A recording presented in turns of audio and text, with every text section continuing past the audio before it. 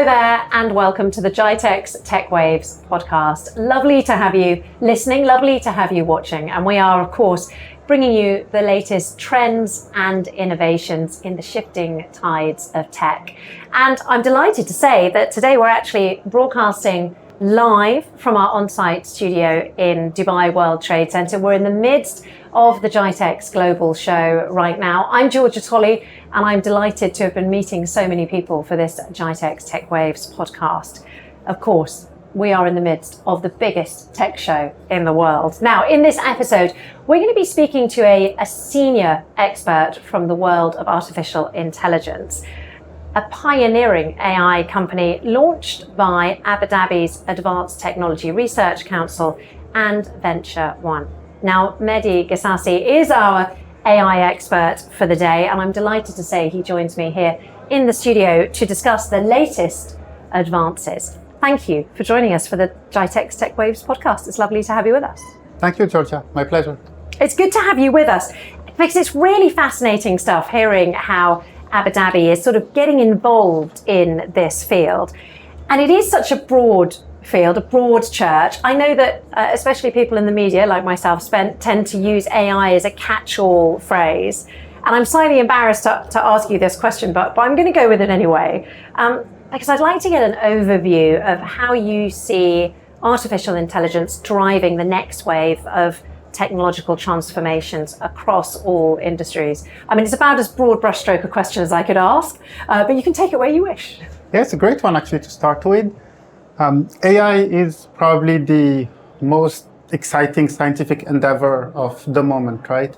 And the one way to understand it is that we humans have been teaching computers to do things for us. In the past decade, we taught them to, for example, understand images. Is this a cat? Is this a dog? And that led to tools for clinicians to help them understand scans, right? And offload them from that parts of that work. In the very, very short past, right, as in the next 3-4 years perhaps, we moved into this generative AI phase where now computers, we've been teaching them to do more and more cognitive tasks. And so you can have a conversation, right, with the computer and you don't know if it's a computer or not. You can ask it to synthesize a book and it actually makes sense what it's telling you, right? So that's what AI is and how you can understand it. And the impact that it might have and is having currently, and we see the premise of that in very, very different fields, is that we're equipping humans with intelligent tools that help them do things, offload things from them so that they can focus on other parts of their jobs or their lives. Here in the UAE, we have this large language model, which is called Falcon, appropriately. What stage have you now reached with that LLM? Yes, so TII, the Technology Innovation Institute, was at the forefront of the generative AI revolution, right? Like more than 2-3 years ago, one of the first LLMs that was actually developed and was topping the chart was the first Falcon, right? And so the team has continued progressing on this journey of pushing the advances of AI coming out of the region and being up there competing with the best players on the field and also innovating with new ways of addressing this topic. As an example, just a few weeks ago, we launched a Mamba model, which is a different architecture of models, right? Like most of the large labs have been pushing on the transformers architecture, which gave incredible progress to the world. We are not only advancing that one, but also trying out other architectures that can open up other fields in the AI race. How strategically important is it for a country to have its own large language model? I think beyond large language models or AI, right? Like it's incredibly important for the world to invest in R&D. And so it's incredibly important for countries if they want to have a brighter future to invest in R&D. And as I was saying earlier, AI is probably the most incredible scientific endeavor of the time that we have. And so I find it normal for the UAE to contribute to this human endeavor its part and to advance the state of research in AI. So I've done quite a lot of interviews with experts on the subject of artificial intelligence, and Falcon is regularly cited as an impressive LLM. It's perceived very positively around the world. That must, improve the UAE's standing, I suppose, within the scientific community. Yeah, probably. I think scientists want to work with the best people. They want to be in an environment where they have access to resources, like-minded people, and are able to experiment and push the state of the art in their fields.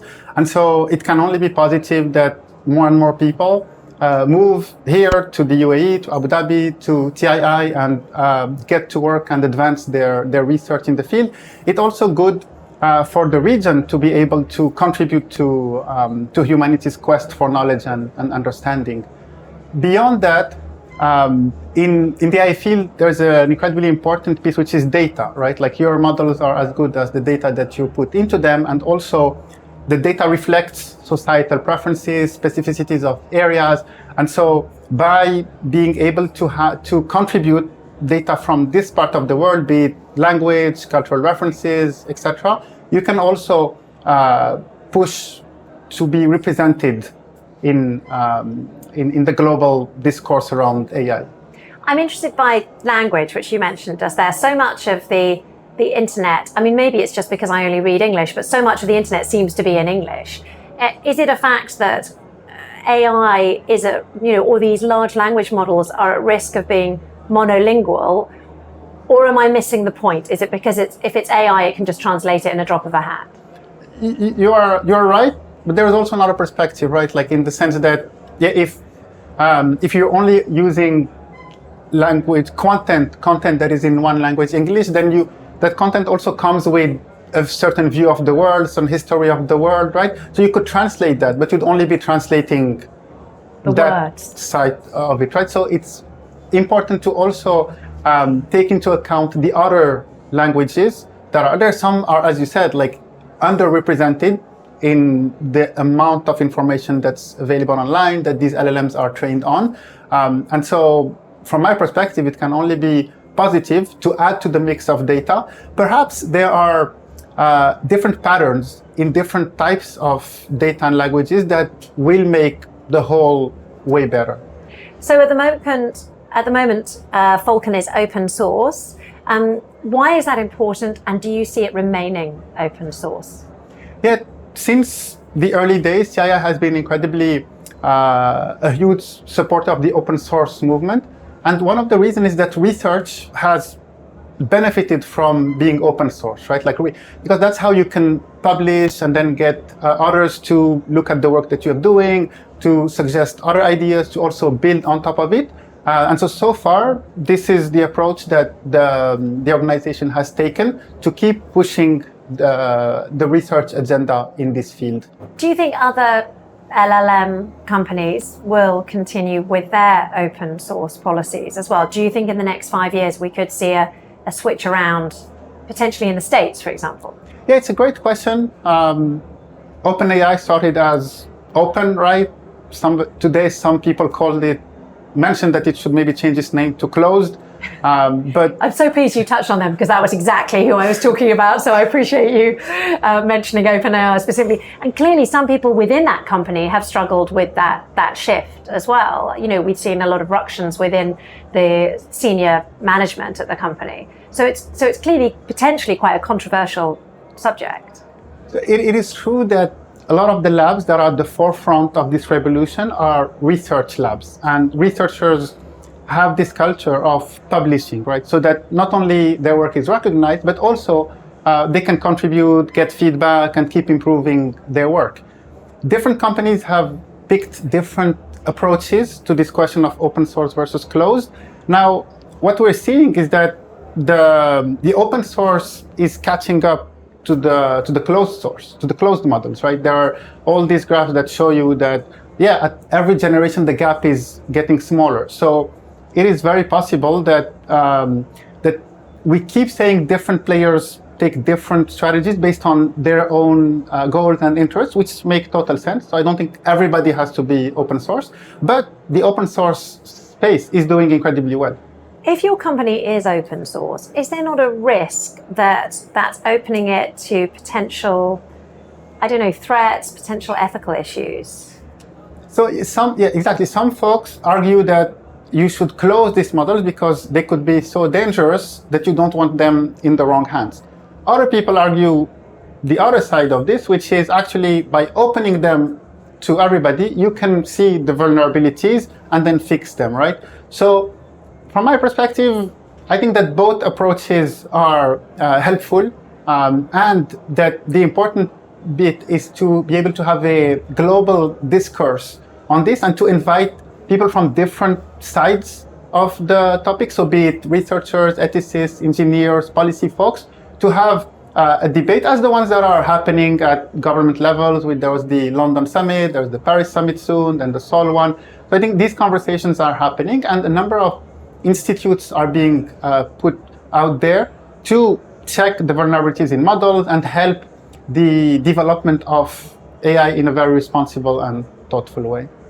So as a tech journalist, rather than a sort of tech analyst or technological genius, for example, from the outside, we can already see this exciting sort of interface with the large language models. It is amazing to be able to almost have a conversation with what is essentially a bot, or it's exciting that they can rewrite poems in the style of Chaucer or Mick Jagger, whatever. You can play with it and you can ask it questions. How soon do you think that's going to take the next step? How soon are we all going to have a personal AI assistant?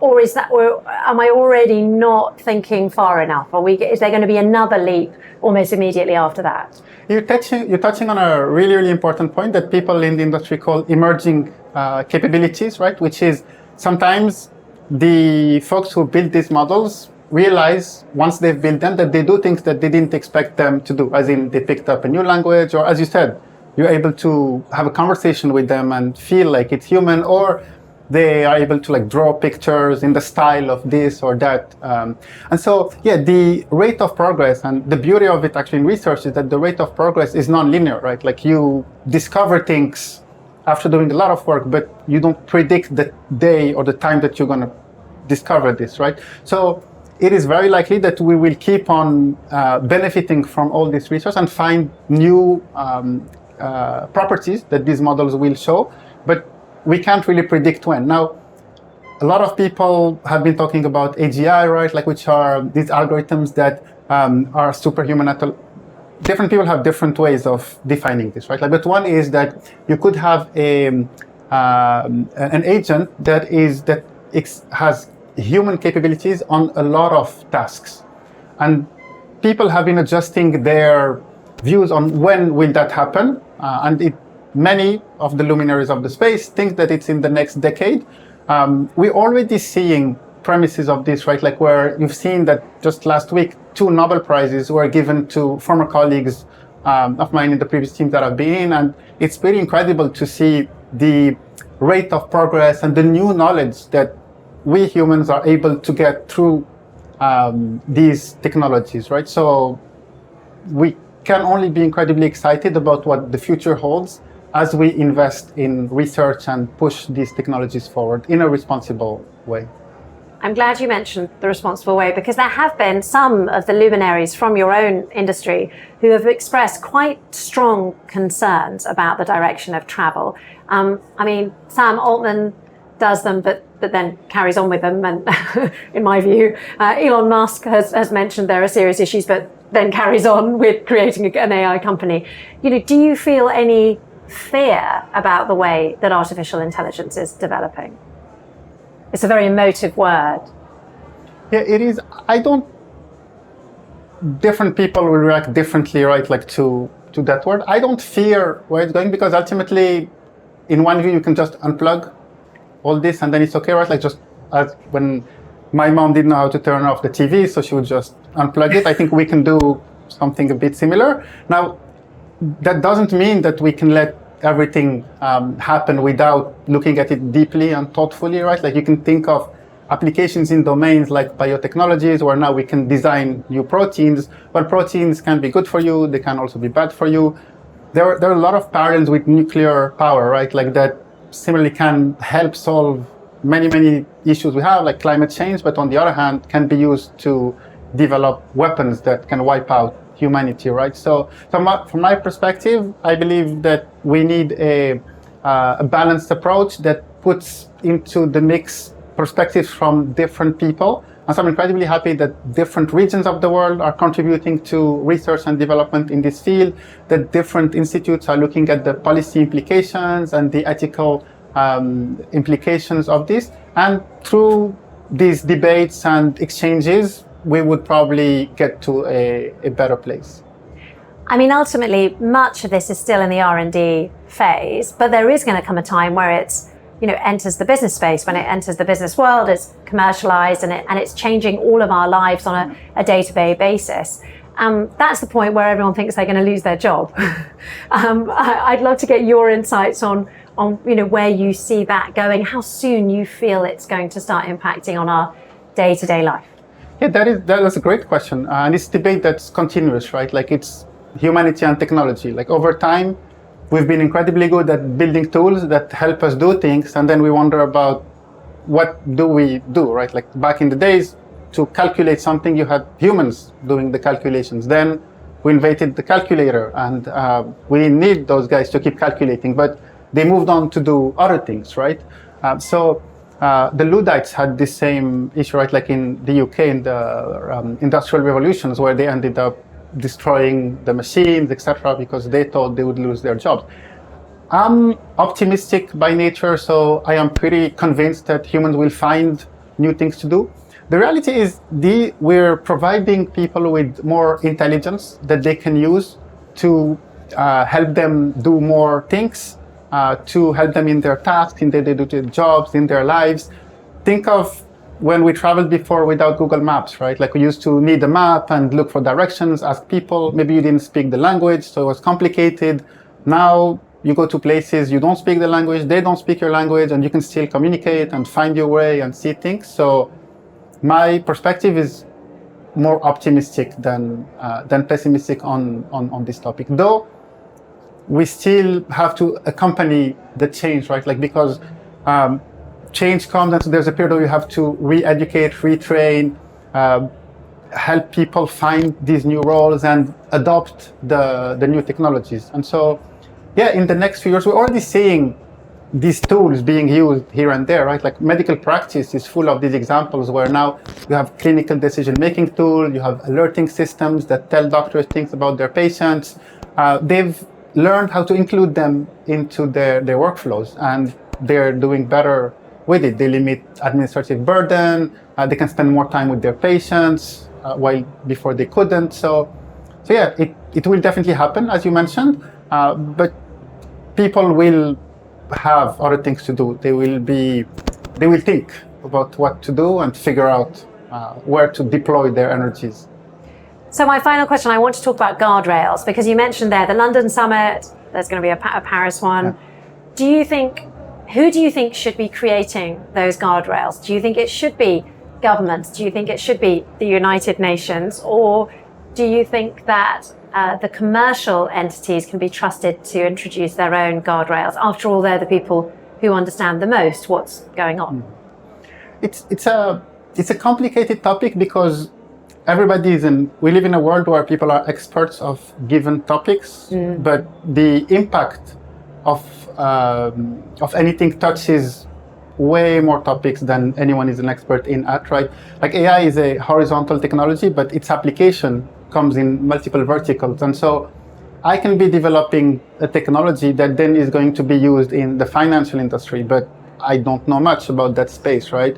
I could be developing it in this part of the world, and it might have an impact in another part of the world, right? And so I think that it requires a global convening of experts of the different domains, and for them to be able to understand the perspective of others so that they can think through not only how to help the growth and development of this industry, but also not to destroy it while it is still moving, right? We already see differences between regions where the European Union, for example, decided to regulate, and so have a lot of French friends who are complaining that they can't use the latest and greatest tools, while the moment they land in the US, they can actually do a ton of things. And so some of them are worried, to the point you made on the question before, that perhaps they will be left behind. And so to answer your question, I think it requires different disciplines, different organizations, and different parts of representatives of different parts of the world to come together in a collaborative way. Mehdi Ghissassi, what an absolutely fascinating interview. Thank you very much indeed. I feel like we've done a very far-reaching interview there. I've learned a huge amount from it, and I couldn't appreciate your time more. So thank you very much indeed. Thank you so much. Yeah, really lovely to have you here on our GITEX Tech Waves podcast. Make sure for more interviews like that, you stay tuned to our social media at GITEX Global to find out more. Also, all of those future announcements can be found there. But thank you very much indeed for listening, and thank you, sir. Of course. Thank you so much. Pleasure.